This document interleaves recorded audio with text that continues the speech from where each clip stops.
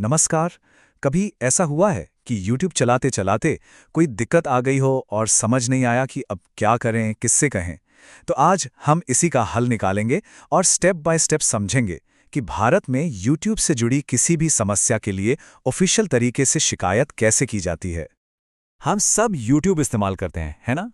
और कभी-कभी जब कोई दिक्कत आती है, तो ऐसा लगता है यार, इतने बड़े प्लेटफॉर्म पर हमारी सुनेगा कौन? सच कहूँ तो ये बहुत आम बात है। लेकिन अच्छी खबर ये है कि मदद के लिए एक पूरा सिस्टम, एक तय रास्ता बनाया गया है। और देखिए, समस्याएं भी तो तरह तरह की होती हैं। कभी वीडियो अटक जाता है तो कभी प्रीमियम सब्सक्रिप्शन में कोई गड़बड़ हो जाती है। क्रिएटर्स को पेमेंट से जुड़ी दिक्कतें आ सकती हैं। और कई बार तो कॉपीराइट या किसी गलत कंटेंट जैसे सीरियस मामले भी हो सकते हैं। पर इन सब के लिए एक समाधान मौजूद है। जी हाँ, एक ऑफिशियल स्ट्रक्चर्ड तरीका है। YouTube ने खास तौर पर भारत के यूजर्स की शिकायतों को सुनने के लिए एक सिस्टम बनाया है।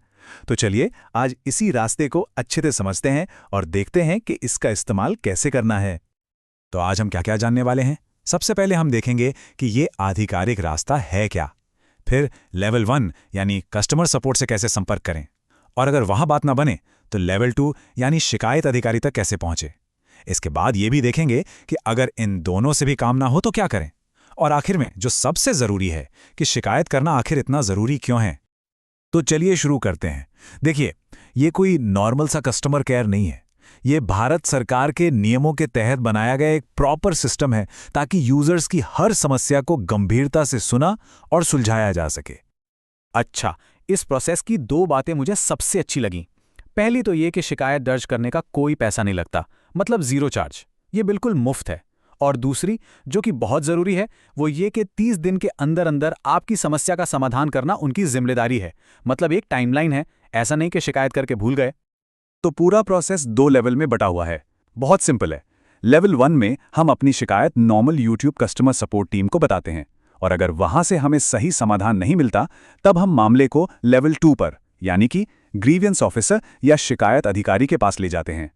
तो चलिए अब सबसे पहले और सबसे जरूरी कदम की बात करते हैं।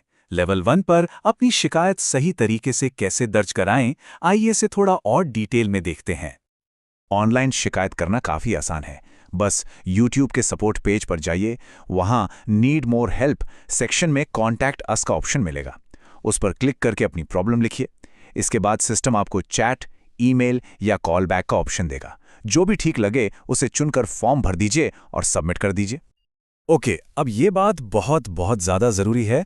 जब भी शिकायत दर्ज की जाती है तो एक रेफरेंस या टिकट नंबर मिलता है। इसे कहीं संभाल कर लिख लीजिए।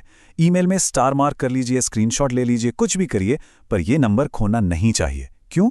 क्योंकि अगर मामला लेवल 2 पर ले जाना पड़ा तो इस नंबर के बिना आगे बात बढ़ेगी ही नहीं। ये आपके केस का प्रूफ है। तो मान लीजिए कस्टमर सपोर्ट से बात हो गई, पर जो जवाब मिला उससे हम संतुष्ट नहीं हैं, या हो सकता है कोई जवाब ही ना मिला हो। तो क्या अब सब खत्म? बिल्कुल नहीं। यहीं से शुरू होता है लेवल 2, यानी शिकायत अधिकारी की भूमिका। तो सवाल ये है कि शिकायत अधिकारी के पास कब जाना चाहिए। देखिए, इसके मोटे तौर पर दो कारण होते हैं। पहला, जब लेवल 1 से मिला जवाब संतोषजनक ना हो, और दूसरा, जब मामला थोड़ा गंभीर या कानूनी हो, जिसे सामान्य सपोर्ट टीम शायद हैंडल ना कर पाए। और ये कुछ ऐसे ही गंभीर मामले हैं, जैसे कि कॉपीराइट या ट्रेडमार्क का उल्लंघन, किसी के मानहानि हो रही हो, कोई किसी और के नाम से नकली अकाउंट चला रहा हो, या कोई गैर कानूनी या प्रतिबंधित कंटेंट अपलोड कर रहा हो। इन मामलों में सीधे शिकायत अधिकारी से संपर्क किया जा सकता है। अच्छा, जब शिकायत अधिकारी को लिखें तो कुछ बातों का ध्यान रखना बहुत जरूरी है। सबसे पहले तो अपना पुराना टिकट नंबर जरूर मेंशन करें। फिर साफ साफ बताएं कि आप लेवल 1 के जवाब से क्यों खुश नहीं हैं और आप असल में क्या समाधान चाहते हैं। और हाँ, जितने भी सबूत हों, स्क्रीनशॉट्स, लिंक, बिल, सब कुछ साथ में अटैच कर दें। इससे आपका केस मजबूत होता है। और ये रही शिकायत अधिकारी की संपर्क जानकारी। आप उन्हें ईमेल कर सकते हैं, YouTube के लीगल सपोर्ट पेज पर जाकर ऑनलाइन फॉर्म भर सकते हैं, या फिर दिए गए पते पर चिट्ठी भी भेज सकते हैं। मेरा सुझाव है कि डिजिटल तरीकों का इस्तेमाल करें, जवाब आमतौर पर जल्दी आता है। अब एक सवाल, अगर मान लीजिए कि YouTube के लेवल 1 और लेवल 2 दोनों से ही समस्या का समाधान नहीं हुआ, तो क्या करें? क्या तब सारे रास्ते बंद हो जाते हैं? नहीं, तब भी हमारे पास कुछ और विकल्प बचते हैं। ये हमारे अंतिम विकल्प हैं। अगर मामला डिजिटल कंटेंट से जुड़ा है तो सूचना और प्रसारण मंत्रालय जाया जा सकता है। अगर कोई धोखाधड़ी हुई है जिसमें पैसों का नुकसान हुआ है तो राष्ट्रीय उपभोक्ता आयोग यानी NCDRC मदद कर सकता है।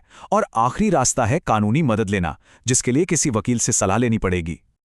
तो हमने पूरा प्रोसेस तो समझ लिया, पर अब एक जरूरी सवाल पर आते हैं। सवाल यह है कि आखिर इतनी मेहनत क्यों करें? क्या एक अकेली शिकायत से कोई बड़ा फर्क पड़ता है? और इसका जवाब जानना बहुत जरूरी है, क्योंकि ये सिर्फ अपनी एक प्रॉब्लम को सुलझाने तक सीमित नहीं है। इसका असर इससे कहीं ज्यादा बड़ा है। ये याद रखना जरूरी है कि दर्ज की गई हर एक शिकायत इन बड़े बड़े प्लेटफॉर्म्स को जवाबदेह बनाती है और सभी यूजर्स के अधिकारों को सुरक्षित करती है। जब कोई अपनी आवाज उठाता है तो वो सिर्फ अपनी मदद नहीं करता, बल्कि पूरे डिजिटल सिस्टम को हर किसी के लिए थोड़ा और बेहतर और थोड़ा और सुरक्षित बनाने में अपना योगदान देता है। आपकी आवाज में सच में बहुत ताकत है।